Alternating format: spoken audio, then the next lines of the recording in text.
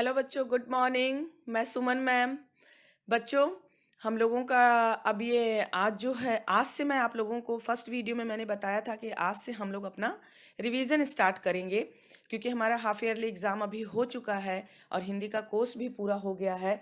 तो आज से हम अपना रिवीजन स्टार्ट करेंगे। और रिवीजन में बच्चों, अभी आप लोगों को जैसा कि पता है कि एमसीक्यू में बहुत ही मार्क्स कट रहे हैं, तो हर चैप्टर से रिलेटेड मैं आप लोगों को एमसीक्यू सेंड करूंगी।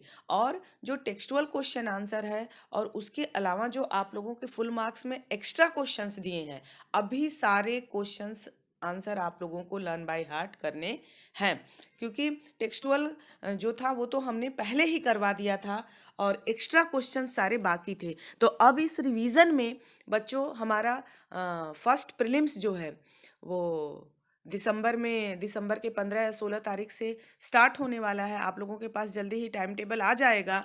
तो उसमें हमारा 33% करके 3 भाग में कोर्स को हमने डिवाइड किया है। तो हर फर्स्ट प्रीलिम्स में 3 से 4 चैप्टर ही आप लोगों का आ रहा है। तो मैं ऐसी आशा करती हूँ बच्चों आप लोगों से कि अगर 33% कोर्स डिवाइड हुआ है, तो जो 3 से 4 चैप्टर आ रहा है, चैप्टर बहुत कम है, तो आप जो जो चैप्टर जाए, जिसका वीडियो जाए, उस वीडियो के साथ अगर उस क्वेश्चन आंसर का पीडीएफ जाता है, तो बच्चों आप लोग उसे लर्न बाय हार्ट करिए। अभी भी कितने बच्चे हैं जो बिल्कुल उनका पेपर देखने से पता चल रहा है कि वो ठीक से पढ़ाई नहीं कर रहे हैं। तो 33% के अनुसार हमारा ये जो गद्य भाग है, गद्य भाग का पहला चैप्टर बड़े भाई साहब, वो मैं लेती हूँ।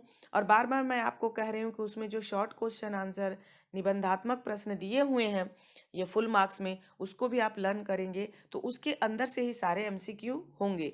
और थोड़ा बहुत जो हमारे पास है, हमने जो निकाला है, वो मैं आप लोगों को पीडीएफ के द्वारा सेंड करूंगी। तो ये पीडीएफ में भेजा गए सारे एमसीक्यू आप लोग अपनी नोटबुक में लिख करके उसको लर्न बाय हार्ट आप लोगों को करना है। तो जब हमारा लाइव सेशन होगा बच्चों, तो उस लाइव सेशन में मैं आप लोगों से ये प्रश्न सारे पूछूंगी। और आप लोग को भी जो भी डाउट हो, आप अपना डाउट लिख करके रखना और हमसे पूछना। तो बच्चों, ये बड़े भाई साहब जो है, अगर आप लोगों को इसमें कोई भी डाउट लगे, टेक्स्ट बुक जरूर पढ़िएगा। बार बार मैं आप लोगों को बोलती हूँ कि टेक्स्ट बुक पढ़ना बहुत जरूरी है, क्योंकि टेक्स्ट बुक बहुत दिन हो गया है आप लोगों को पढ़े हुए, कितनी चीजें हमारे दिमाग से निकल जाती हैं, छोटी छोटी जो बातें होती हैं। इसलिए टेक्स्ट बुक पहले रीड करिएगा।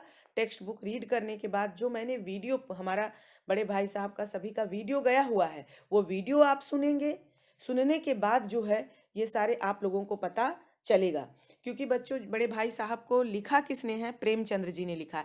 तो उनका जन्म, मृत्यु और थोड़ा सा उनके जो एक दो जितने भी उनके नाटक हैं, कहानियां हैं, उनका क्या कहते हैं कि ये सारी रचनाएं, ये थोड़ा देख लीजिएगा। क्योंकि अभी क्या हो रहा है, आप लोगों को ऐसा लग रहा है कि बोर्ड ने इजी कर दिया है एमसीक्यू करके, बहुत हार्ड किया है। क्योंकि मैंने जो आप लोगों का पेपर चेक किया बच्चों, उसमें डिस्क्रिप्टिव में जितना भी आपको लिखने वाला आंसर था, उसमें सब बच्चों को लगभग लगभग आंसर राइट है। लेकिन जो एमसीक्यू है उसी में सभी लोगों के नंबर कटे हैं और 1 मार्क्स का तुरंत फट से कट जाता है। इसलिए बच्चों, थोड़ा सा जो जितने भी लेखक हैं, कवि हैं, उनका जन्म, मृत्यु और उनकी रचनाएं एक एक बार आप लोग देख लीजिएगा कि कम से कम वो एमसीक्यू के 4 ऑप्शन में आए, तो आपको पता चले कि इस चारों ऑप्शन में से राइट ऑप्शन कौन सा है। तो टेक्स्ट बुक जरूर आप लोग रीड करिएगा, ये मेरी आप लोगों से हाथ जोड़ करके प्रार्थना है। तो बच्चों, जो प्रेमचंद जी हैं उनके बारे में थोड़ा सा जान लो कि 31 जुलाई 1880 को बनारस के लमही गांव में वो जन्मे थे। और हिंदी में वो प्रेमचंद्र के नाम से लेखन कार्य उन्होंने किया बच्चों। और इनकी मधुमास जैसी प्रमुख पत्रिकाओं का संपादन भी इन्होंने किया बच्चों। और फिल्म नगरी में इन्होंने गए थे कहानी लिखने के लिए, लेकिन इनको वहाँ की जगह रास नहीं आई। परंतु उसके बावजूद भी इनकी कृतियों पे, इन्होंने जो लिखा है रचनाओं पे, कई यादगार फिल्में बनी हैं। और बच्चों, 8 अक्टूबर सन 1936 को इनका देहावसान हो गया था। ये वीडियो बहुत ही शॉर्ट वीडियो है, खाली 5 से 7 मिनट का वीडियो, सिर्फ आपको थोड़ा सा बताने के लिए, समझाने के लिए मैं ये वीडियो बना रही हूँ। बाकी इस वीडियो के साथ आप लोगों को ये जो पीडीएफ जाएगा, पीडीएफ में सारे अन्य प्रश्न जो हैं और जो एमसीक्यू रहेगा वो आप लोगों को लर्न करना है। तो इन्होंने बच्चों ये बड़े भाई साहब लिखा था। बड़े भाई साहब के बारे में आपको लोगों को जैसा पता ही था कि इस पाठ में बच्चों एक बड़े भाई साहब हैं और छोटे उनका एक और भाई है। जो छोटा भाई है वो लेखक है, प्रेमचंद। और उनसे बेटा उम्र में कुछ ही साल बड़ा होने के कारण जो है बड़े भाई साहब से बहुत बड़ी बड़ी अपेक्षाएं की जाती हैं। बच्चों आज भी अगर एमसीक्यू में पूछा जाता है कि बड़े भाई साहब कितने साल के थे और 4 ऑप्शन दिया जाता है, तो कितने ढेर सारे बच्चे उस ऑप्शन को रॉन्ग कर रहे हैं। बार बार मैं आप लोगों को बोल रही हूँ कि उसमें जो नंबर है उसको जरूर याद रखिए आप लोग, कि उनका जो बड़ा भाई था वो 14 साल का था और लेखक जो था वो 9 साल का था। तो कितने साल का दोनों में अंतर हुआ? 5 साल का अंतर हुआ। और अगर उसमें ऑप्शन में दिया रहता है 5 साल, 4 साल, 7 साल, तो कोई कोई बच्चे जिनको पता है, कुछ ही बच्चे 5 साल लगाते हैं, बाकी तो अपने मन से ऐसे टिक कर देते हैं। तो ये नंबर का बहुत आप लोग ध्यान रखिए, क्योंकि मुझे ये एग्जाम का पेपर चेक करके मुझे सेटिस्फैक्शन नहीं हुआ। बहुत ढेर सारे आप लोगों के मार्क्स जा रहे हैं और हिंदी ही एक ऐसा सब्जेक्ट है जो स्कोरिंग सब्जेक्ट है, उसके कारण आपका जो परसेंटेज है बहुत हाई जाएगा। तो इसका बच्चों ये समय का सदुपयोग आप लोग कर लीजिए। कोरोना का भी आप लोग लाभ उठा लीजिए कि आप लोगों के इतने चैप्टर्स कट गए हैं। जो चैप्टर हैं उसको बहुत ही ध्यान से आप लोग पढ़िए। अब हमारे पास समय नहीं है। तो बड़े भाई साहब और लेखक के बीच में बच्चों 5 साल का अंतर रहता है। और इसमें बड़ा भाई साहब अगर आ जाता है तो बहुत ज़्यादा अध्ययनशील थे, पूरा दिन किताबें खोले बैठे रहते थे। और वो पढ़ाई में चाहे कैसे भी हो, लेकिन बड़ा होने के नाते वो लेखक को बहुत डांटना डपटना अपना धर्म समझते थे।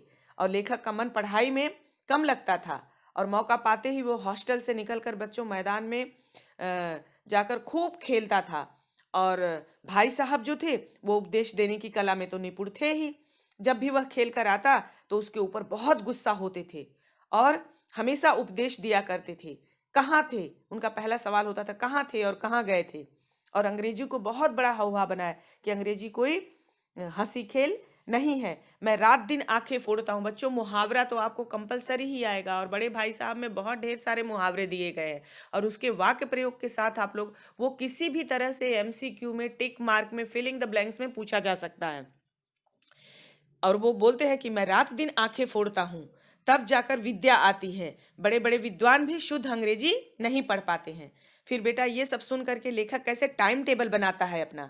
टाइम टेबल बनाने का इरादा तो खूब जी लगा करके कहता है कि मैं खूब जी लगा करके पढ़ूंगा, लेकिन उसके ऊपर वो अमल नहीं कर पाता। अमल क्यों नहीं कर पाता बच्चों?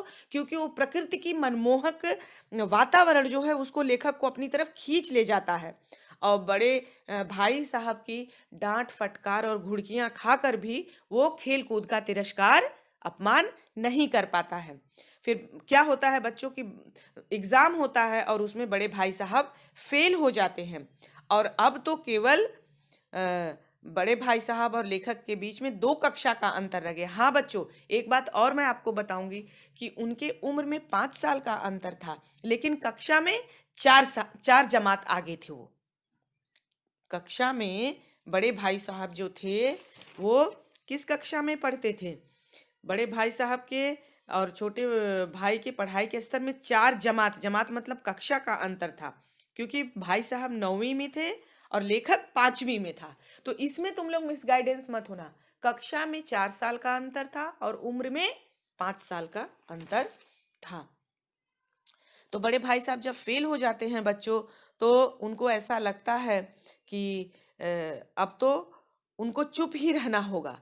पर बड़े भाई साहब अपने बड़े होने का कर्तव्य निभाते हैं और वो चुप नहीं रहते हैं और छोटे भाई के ऊपर टूट पड़ते हैं।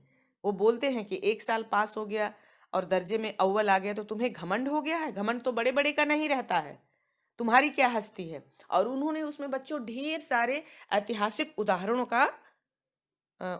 का उन्होंने उदाहरण दिए हैं, ऐतिहासिक ढेर सारे। और घमंड रावण का दिया है बहुत, और भी देखिएगा आप ढेर सारे दिए हुए हैं कि किसी का घमंड चल नहीं पाया और तुम्हें भी घमंड नहीं करना चाहिए। फिर पाठ्यक्रम की मुश्किलें गिनाना। फिर वो ढेर सारे बड़े भाई साहब बोले कि मेरे भाई फेल होने पर न जाओ, मेरी कक्षा में पहुंचोगे तो तुम्हें दांतों पसीना आ जाएगा। साथ ही उन्होंने आगे की कठिन पढ़ाई से भी उनको डराया। इतिहास और ज्योमेट्री की कठिनाइयों का उल्लेख किया। परीक्षा में पास होने के लिए बहुत कुछ करना पड़ता है। भाई साहब ने अगले दर्जे की पढ़ाई का भयंकर चित्र खींचा, जिसे सुनकर लेखक भयभीत हो उठा, परंतु उसकी रुचि फिर भी पुस्तकों की ओर न बनी और अब वह चोरी चोरी खेलने जाने लगा। तो भाई साहब का फिर से फेल हो जाना और फिर दोबारा एग्जाम होता है बच्चों, और भाई साहब फिर फेल हो जाते हैं और कक्षा में प्रथम आने पे लेखक को खुद अचरज होता है।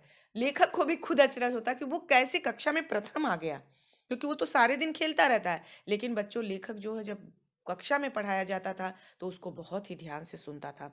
भाई साहब ने कठोर परिश्रम किया था, लेकिन बेचारे फेल हो गए। अब लेखक को उनके ऊपर दया आने लगी। अब भाई साहब कुछ नरम भी पड़ गए थे और वो समझने लगे थे कि अब मुझे डांटने का अधिकार उन्हें नहीं रहा। अब लेखक के मन में यह बात बैठ गई कि वह पढ़े या ना पढ़े, पास तो हो ही जाएगा। ओवर कॉन्फिडेंस हो गया उसको। अब बच्चों फिर क्या होता है कि पतंग लूटते और पकड़े जाना व बड़े भाई का तर्क देना। एक दिन लेखक क्या है बेटा, संध्या के समय हॉस्टल से दूर कनकौवा लूटने के लिए जा रहा था और सहसा लेखक की मुठभेड़ उसके भाई साहब से हो गई। भाई साहब भी उधर से आ रहे थे। भाई साहब ने लेखक को काफी डांटा फटकारा। उन्होंने कहा कि एक जमाना था जब 8वीं कक्षा पास करके लोग नायब और तहसीलदार बन जाते थे, कई अच्छे अच्छे पदों पे नियुक्त हो जाते थे, और तुम हो तो 8वीं कक्षा में जाकर भी लड़कों के साथ कनकौवे लूटने के लिए दौड़ रहे हो सकता है तुम अगले साल मेरे बराबर हो जाओ या आगे भी निकल जाओ, पर मैं तुमसे 5 साल बड़ा हूं और हमेशा रहूंगा। उन्होंने अपने दादी और दादा का उदाहरण दिया बच्चों, अनुभव की बात कही कि अनुभव सबसे बड़ी चीज होती है, पढ़ाई से कुछ नहीं होता है। क्योंकि वो ये बात इसलिए भी बता रहे थे, एक तरह से सही भी है और एक तरह से गलत भी है बच्चों, कि वो फेल हो रहे थे इसलिए अनुभव को, अपने को वो ज्यादा अनुभवी उससे समझते थे, और वो थे भी। हमें दोनों पक्षों को उसमें देखना है और प्रूफ करना है। तो उन्होंने यही बताया था कि किताबें पढ़ने से विद्या नहीं आती है, दुनिया देखने से आती है। घर का कामकाज और खर्च का, घर का हिसाब घर के बड़े बूढ़े ही ठीक प्रकार से रख सकते हैं। लेखक बड़े भाई साहब की युक्ति के सामने नतमस्तक हो जाता है, और जब सारी ये सब बातें लेखक सुनता है तो अपने बड़े भाई साहब के सामने बच्चों अपने सर को झुका देता है। तब लेखक को अपने छोटेपन का अनुभव होता है कि अरे मैं कितना छोटापन, मतलब बच्चों छोटा तो था ही, पर छोटेपन से उसके विचार कितने छोटे थे। वो बड़े भाई साहब के बारे में कितना गलत सोचता था, और बड़े भाई साहब के प्रति उसके मन में ये सारी बातें सुनकर के श्रद्धा उत्पन्न हो गई। तब भाई साहब ने लेखक को गले लगा लिया। तभी एक कनकौवा उनके ऊपर से उसी समय टूट करके, कनकौवा मतलब बच्चों पतंग, गुजरता है, और भाई साहब लंबे तो थे ही, उन्होंने उछल कर उसकी डोर पकड़ ली और बेतहासा हॉस्टल की तरफ दौड़ पड़े, और लेखक भी उनके पीछे पीछे दौड़ पड़ा। तो ये लेखक का उसके बड़े भाई का बच्चों, वो जो उसने कूद करके डोर को पकड़ लिया, उसका बचपना, कि लेखक के उसके बड़े भाई के अंदर भी एक बचपन है, बड़ा होने के नातकारे, कि हमारा छोटा भाई बेराह न चले, वो बिगड़ ना जाए, इसलिए उनका मन करते हुए भी वो अपने मन को दबा करके जबरदस्ती टेबल पे बैठे रहते थे, पढ़ाई करते थे। बच्चों, बहुत ज़्यादा वीडियो बड़ा बनाने की ज़रूरत नहीं है, ये मैंने आपको समरी बता दिया, आप लोग उसको पढ़ लीजिएगा और पीडीएफ के दिए हुए सारे question answer learn by heart कर लीजिएगा। जो अन्य क्वेश्चन इसमें दिए हुए हैं, देखिए मैंने इसका पीडीएफ भी बनाया, अन्य हल क्वेश्चन, इसमें ढेर का सारे क्वेश्चन है, 10 क्वेश्चन है, निबंधात्मक प्रश्न भी हैं, तो इसको आप लोग पूरा प्रिपेयर करिएगा। धन्यवाद।